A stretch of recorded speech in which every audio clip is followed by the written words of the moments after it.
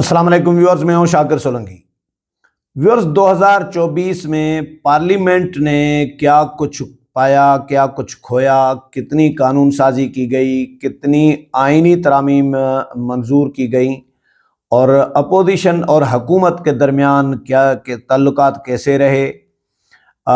کن کن بڑے ایشوز پر حکومت اور پی ٹی آئی یعنی اپوزیشن کے درمیان اختلافات رہے یا تصادم یا لڑائی جھگڑے ہوئے۔ پارلیمنٹ کی کارکردگی کے حوالے سے آج کے ویلاگ پر بات کروں گا۔ ایک تو قومی اسمبلی اور سینٹ دونوں کی جو قانون سازی ہے اس پہ بات کروں گا۔ قومی اسمبلی نے سب سے اہم جو آئینی ترامیم ہے وہ تھی 26ویں آئینی ترمیم جو ابھی ریسنٹلی ہی منظور کی ہے، لگ بھگ کوئی مہینے کے قریب ہوا ہے۔ سینٹ سے بھی منظور ہوئی، قومی اسمبلی سے بھی منظور ہوئی اور صدر مملکت نے دستخط بھی کیے، لیکن پورے سال میں یعنی سال کا جو 10 مہینے تھے پہلے پارلیمنٹ کے، موجودہ پارلیمنٹ کے، ان 10 مہینوں میں اگر کسی معاملے پر اپوزیشن اور حکومت کے درمیان مذاکرات ہوئے ہیں باضابطہ، یا ملاقاتیں ہوئی ہیں، ڈسکشن ہوئی ہے، ڈبیٹ ہوئی ہے، تو وہ 26ویں آئینی ترمیم تھی۔ اور اس میں سب سے بڑا رول جو پلے کیا وہ مولانا فضل الرحمان نے پلے کیا، اپوزیشن کو بھی بٹھایا، پی ٹی آئی کو بھی اور حکومت کو بھی ہے۔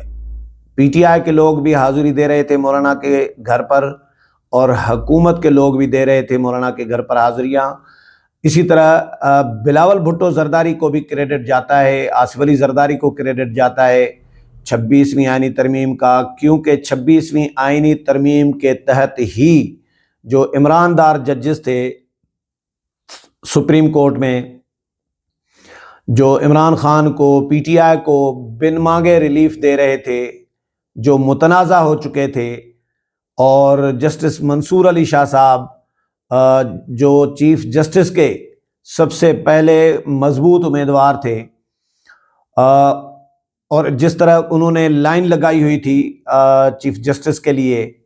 سارے عمران دار ججز، کوئی 1940 تک کوئی انہوں نے پلان بنایا ہوا تھا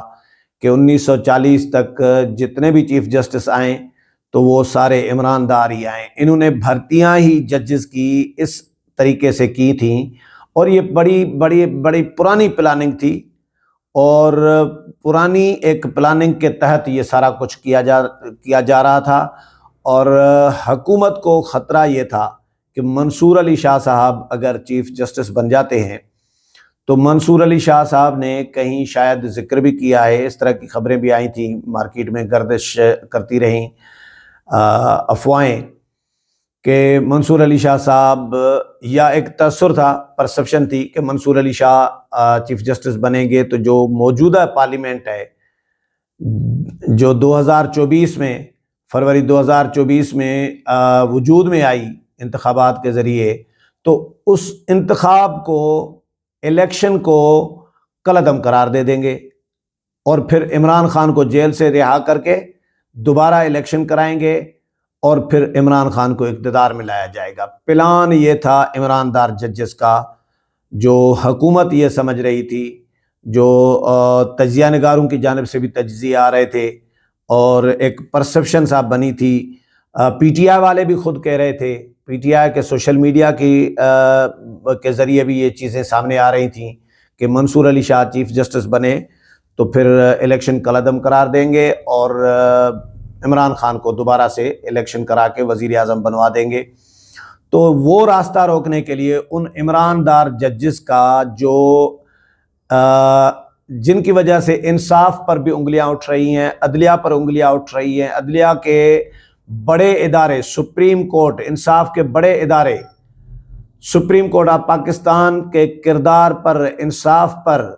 انگلیاں اٹھ رہی تھی کہ بھئی یہ کیسے ججز ہیں جو پسند ناپسند کے تحت اپنے فیصلے دے رہی ہیں، اپنے حلف کی خلاف ورزی کر رہی ہیں، ایک ہی پارٹی کو بن مانگے ریلیف دے رہی ہیں، جو پارٹی نہیں بنی کسی کیس میں، جو جماعت پارٹی بنی نہیں ہے، درخواست دی نہیں ہے، انہوں نے کوئی چیز مانگی نہیں ہے کہ بھئی یہ کوئی ہمارا حق بنتا ہے ہمیں دے دیں، ریزرو سیٹس والا معاملہ، تو وہ بھی ان کو دے دیا گیا، اور آئین کو ری رائٹ بھی کیا گیا۔ آرٹیکل 63A کے تحت آئین کو ری رائٹ کیا تھا جسٹس منیب اختر نے۔ تو یہ ساری چیزیں جب سامنے آ رہی تھیں تو ایسے ججز کا راستہ روکنا ناگزیر ہو گیا تھا حکومت کے لیے۔ اس مقصد کے لیے یہ 26ویں آئینی ترمیم لائی گئی۔ پھر اس کے تحت آئینی بینچ بنا، اور اب آئینی جو معاملات ہیں وہ آئینی بینچ کو جا رہے ہوتے ہیں۔ آئینی بینچ جسٹس امین الدین خان کی سربراہی میں بنایا گیا ہے، اور وہ فیصلے کر رہا ہوتا ہے آئینی معاملات کا۔ تو عمران دار ججز کے پلے کچھ نہیں رہا، لیکن وہ استعفیٰ دینے کی بجائے مقابلہ کرنے کے لیے اب بھی میدان میں موجود ہیں، اب بھی عدلیہ میں موجود ہیں، اور وہ کہتے ہیں کہ بھئی میدان ہم نے نہیں چھوڑنا، ہمارے بس میں جو بھی ہوگا، ہم سے جو بھی کام جتنا بھی اختیار ہوگا ہمارا، ہم اپنا اختیار استعمال کرتے رہیں گے، لڑتے رہیں گے۔ یہ انہوں نے کمٹمنٹ کی ہے۔ تو میں آتا ہوں 26ویں آئینی ترمیم منظور کی گئی، جبکہ اس کے علاوہ 55 سے زائد جو ہیں بل منظور کیے گئے، اور 34 ایکٹ بھی منظور کیے گئے۔ اس سال سینٹ کے 9 اجلاس ہوئے، جن میں 26ویں آئینی ترمیم کے علاوہ 50 بل منظور کیے گئے۔ قومی اسمبلی نے 55 اور سینٹ نے 50 بل۔ اس میں قومی اسمبلی نے 29 اپریل کو ٹیکس قوانین ترمیمی بل منظور کیا تھا، جس کا ہدف ملک بھر میں ٹیکس کے نظام کو بہتر بنانا اور زیادہ سے زیادہ افراد کو ٹیکس نیٹ میں شامل کرنا تھا۔ اس بل میں نان فائلرز پر بہت سی پابندیاں لگی تھیں، جبکہ سیلز ٹیکس جمع نہ کروانے والے دکانداروں، صنعت کاروں اور تاجروں کے لیے بھی سختیاں بڑھائی گئی۔ الیکشن ایکٹ ترمیمی بل بھی منظور ہوا۔ قومی اسمبلی اور سینٹ نے 6 اگست کو کثرت رائے سے یہ بل منظور کیا۔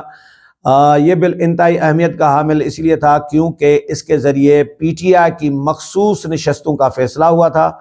اس بل میں قرار دیا گیا تھا کہ پارٹی سرٹیفکیٹ جمع نہ کرانے والا امیدوار آزاد تصور ہوگا، اور کسی بھی امیدوار کی جانب سے مقررہ مدت میں ایک مرتبہ کسی سیاسی جماعت سے وابستگی کا اظہار قابل تنسیخ ہوگا۔ یہ بل اس لیے منظور کیا گیا تھا کیونکہ جسٹس منصور علی شاہ اور ان کے جو ساتھی تھے 8 معزز ججز سپریم کورٹ کے، وہ ایک متنازع فیصلہ، یک طرفہ فیصلہ دے چکے تھے،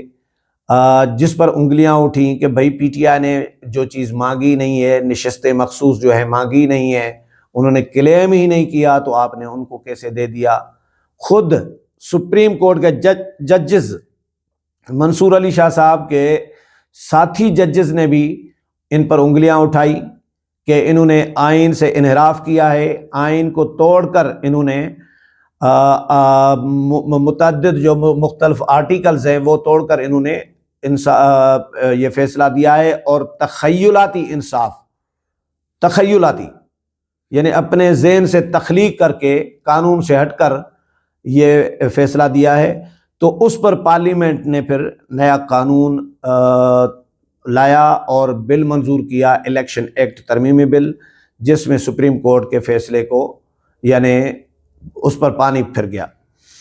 اچھا، بل میں یہ بھی کہا گیا کہ جی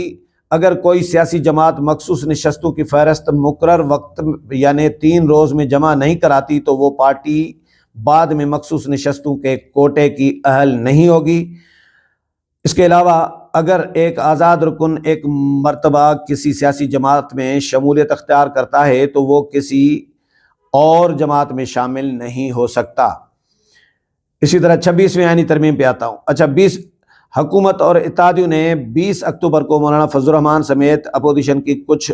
اراکین کی حمایت سے 26ویں آئینی ترمیم منظور کر لی، اس ترمیم میں JUI کی جانب سے تجویز کردہ ترمیم میں کہا گیا تھا کہ سود کو جنوری 2028 تک ملک میں مکمل طور پر ختم کر دیا جائے گا۔ یہ بہت بڑی ڈیولپمنٹ ہے۔ پاکستان کی تاریخ میں پہلی مرتبہ یہ قانون پاس ہوا ہے، اور یہ مولانا فضل الرحمان نے پاس کرایا ہے۔ مولانا فضل الرحمان کے پریشر میں یہ سود کا نظام جو ہے، معاشی نظام جو ہے، وہ ختم یعنی معاشی نظام کو سود سے پاک کرنے کے لیے قانون بنایا گیا ہے، اور اس کے لیے 4 سال کی مدت حکومت کو دی گئی ہے تاکہ حکومت متبادل نظام مرتب کر سکے۔ اچھا، آئینی ترمیم میں سپریم کورٹ سمیت اعلیٰ عدالتوں میں ججز کی تعیناتی سے متعلق آرٹیکل 175A میں تبدیلی کی گئی اور قرار دیا گیا کہ سپریم جوڈیشل کمیشن میں چیف جسٹس کے علاوہ سپریم کورٹ کے 4 سینئر ججز کے اور اتنے ہی اراکین پارلیمنٹ بھی شامل ہوں گے۔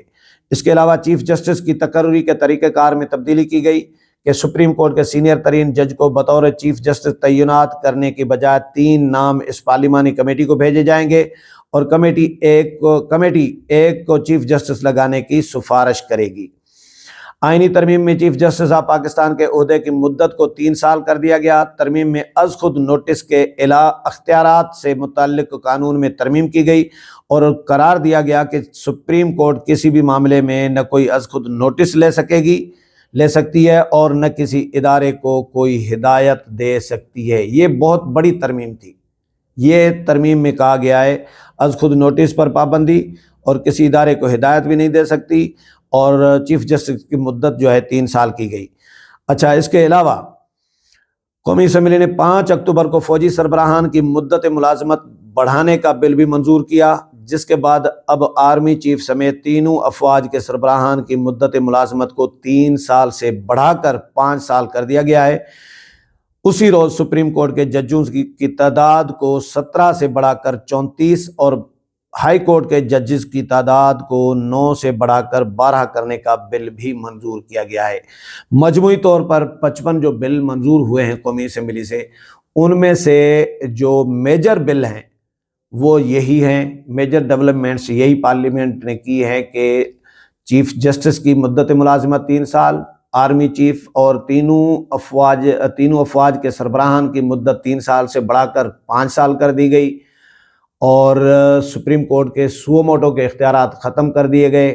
اسی طرح سپریم کورٹ کو یہ بھی پابند کیا گیا کہ وہ کسی ادارے کو ہدایات نہیں دے سکتی، نہیں تو پہلے عدلیہ مداخلت کرتی تھی۔ وزیر اعظم اگر ٹرانسفر پوسٹنگ کرتے تھے سیکٹریز کی تو سپریم کورٹ سے دوسرے دن آرڈر آ جاتا تھا کہ جی کالعدم۔ بھائی کالعدم آپ کیسے کر سکتے ہیں؟ یہ ایگزیکٹو پاور ہیں، وزیر اعظم کے پاور ہیں، چیف ایگزیکٹو کے پاور ہیں، تو آپ وہ استعمال کیسے کر سکتے ہیں؟ آپ تو وزیر اعظم نہیں ہیں۔ سپریم کورٹ میں تو وزیر اعظم نہیں بیٹھا ہوا، نہ چیف جسٹس وزیر اعظم ہے، نہ کوئی سپریم کورٹ کا جج وزیر اعظم ہے۔ تو وہ اختیارات اگر وزیر اعظم نے استعمال نہیں کرنے ہیں تو اور کس نے کرنے ہیں؟ تو یہ پسند ناپسند پہ جو فیصلے ہو رہے تھے سپریم کورٹ میں، ان کا راستہ روکا ہے پارلیمنٹ نے اس 2024 کے پہلے 10 مہینوں میں۔ امید ہے پروگرام پسند آیا ہوگا۔ اگلے پروگرام میں پھر ملاقات ہوگی، تب تک اجازت چاہتا ہوں۔ اللہ حافظ۔